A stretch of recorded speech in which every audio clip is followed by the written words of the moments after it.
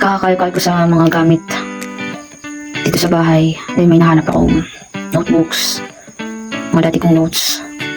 Just trying to revisit. And then nakita ko ulit yung ganito. Kasi nakaabot ng ganito. Ito yung dating ginagamit sa mga cameras na may nilalagay na film. So, yun. Medyo malakas-lakas din ang negosyo ng mga pa-develop ng mga film noon, ng 90s and hanggang early 2000.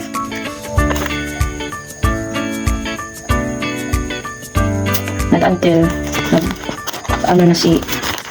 nag-invade na yung mga cellphones, prior brands like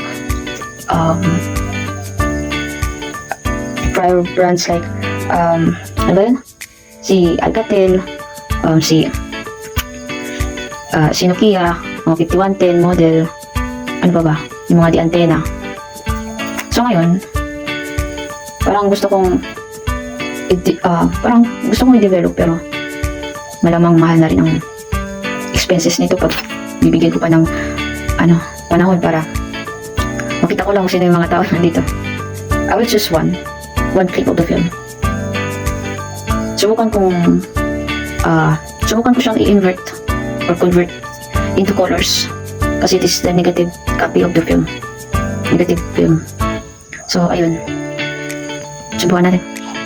Dapat tayo sa something na may ilaw na background so that the film will illuminate. Ayan. Picture nyo natin. Cannot document. Do editing apps. Restriction while screen recorded. Me and Who. This was taken in the year 2001 to 2003.